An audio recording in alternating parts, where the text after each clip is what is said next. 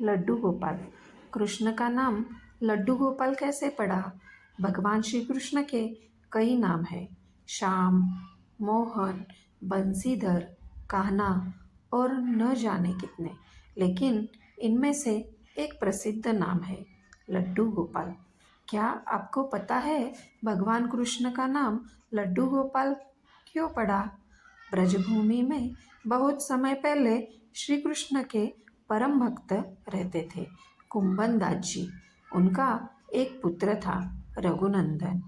कुंभनदास जी के पास बांसुरी बजाते हुए श्री कृष्ण जी का एक विग्रह था।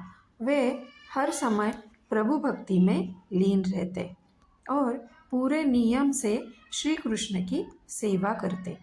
वे उन्हें छोड़कर कहीं नहीं जाते, जिससे उनकी सेवा में कोई विघ्न ना हो।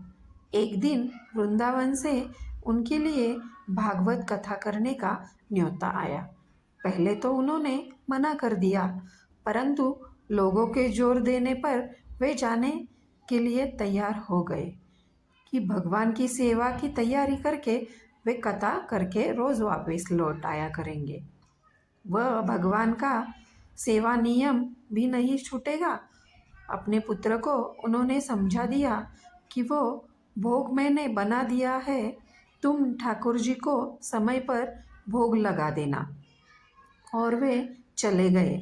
रघुनंदन ने भोजन की थाली ठाकुर जी के सामने रखी और सरल मन से आग्रह किया कि ठाकुर जी आओ, भोग लगाओ।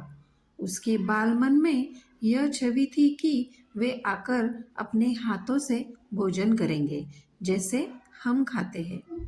उसने बार बार आग्रह किया, लेकिन भोजन तो वैसे ही रखा था।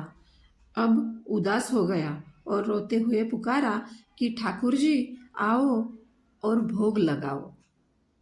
ठाकुर जी ने बालक का रूप धारण किया और भोजन करने बैठ गए और रघुनंदन भी प्रसन्न हो गया। रात को कुंभनदास जी ने लौटकर पूछा कि भोग लगाया था बेटा? तो रघुनंदन ने कहा, हाँ, उन्होंने प्रसाद मांगा। तो पुत्र ने कहा कि ठाकुर जी ने सारा भोजन खा लिया। उन्होंने सोचा बच्चे को भूख लगी होगी, तो उन्होंने खुद ही खा लिया होगा। अब तो ये रोज का नियम हो गया कि कुंभनदास जी भोजन की थाली लगा कर जाते और रघुनंदन ठाकुर जी को भोग लगाते। जब प्रसाद मांगते तो एक ही जवाब मिलता कि सारा भोजन उन्होंने खा लिया। कुंभनदास जी को अब लगने लगा कि पुत्र झूठ बोलने लगा है, लेकिन क्यों? उन्होंने उस दिन लड्डू बनाकर थाली में सजा दिए और छुप कर देखने लगे कि बच्चा क्या करता है। रघुनंदन ने रोज की तरह ही ठाकुर जी को पुकारा, तो ठाकुर जी बालक के रूप में प्रकट होकर लड्डू खाने लगे। यह देखकर कुंभनदास जी दौड़ते हुए आए और प्रभु के चरणों में गिरकर विनती करने लगे।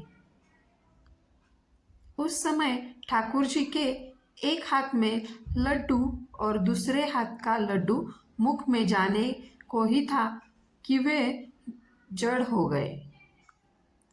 उसके बाद से उनकी इसी रूप में पूजा की जाती है और वे लड्डू गोपाल कहलाए जाने लगे।